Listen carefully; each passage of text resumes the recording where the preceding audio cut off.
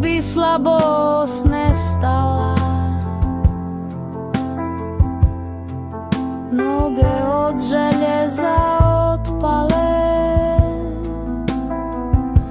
i nježno te snaga uzdigla.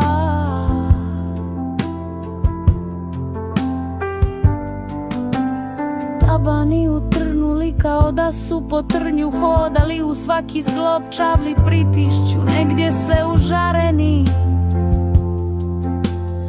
zabijaju, a sam si nikoga nema, ni krvnika, ni mučitelja, koža je bolna, ni blagi dodir ne podnosi. Samo šutiš i trpiš, a kad ipak moraš predahnuti koplje bola, prsa će propasti i uzdah presjeći ležiš.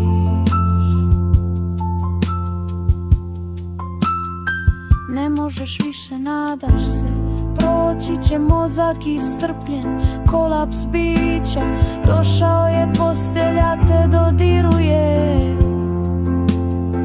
Ne pomičeš se kao da nije mekana, dodir bol pojačava, kad će prestati ruke čupati, noge lomiti, čvrle ubadati, koprivama žariti, kad će se trnje maknuti, da se korak može praviti.